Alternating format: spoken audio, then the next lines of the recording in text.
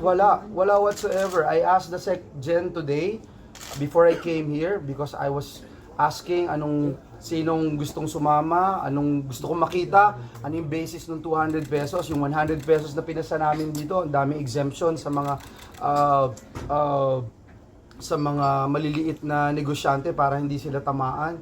Ito 200 pesos, that's 6,000 pesos per worker.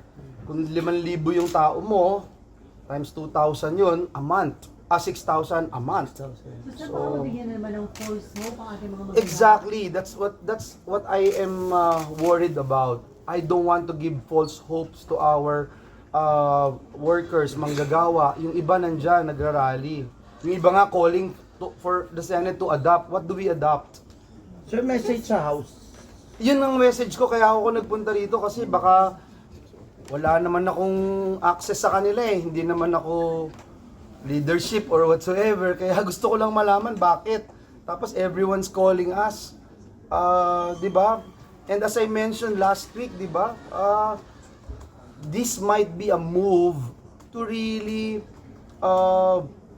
put the 100 peso wage increase passed by the Senate into the trash bag. Kasi sila mismo naniniwala na yung 200 pesos ay i-veto lang. Kaya kahit na gusto ng puso ko na i-adapt na lang yan, kahit na sige, baka sila merong dahilan para lagay na kayang gawin itong 200 pesos. Ang problema ko ngayon at iniisip ko rin, ito yung dahilan para outright mag-veto na. So sayang naman yung 100 piso na pinasa dito sa Senado. So, kung may situation, dapat ba si SP Cheese makipag-usap? No, sila ito. Bakit namin, ang point ko, trabaho nila ito eh. Ma'am, kasi nagpasa po kayo ng third and final reading, tapos ang ibibigay mo sa amin, listahan ng mga conferees for BICAM. Hindi yung bill na pinasa po ninyo. Sir, kailan pinadala yung listahan? Kahapon or I asked, ang sinabi lang sa akin, ang pinadala is listahan ng mga conferees. Hindi kaya sa BICAM dadalhin nila yung... It doesn't work like that. Sir, if you're a senator, you are definitely interested what version they pass. Paano kami mag-aaral?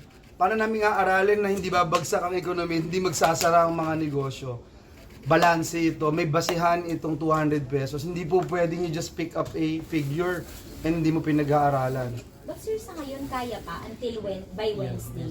Or hindi nyo na nakikitang kaya? I'm a bit concerned. That's why I'm here. I'm a bit concerned.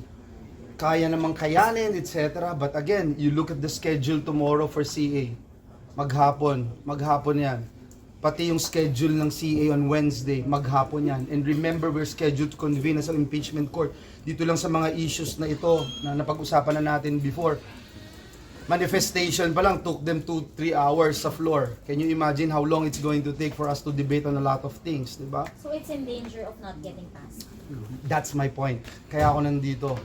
So, Hindi dapat sisiya ng Senado rito. stop calling out the Senate because we are doing our job.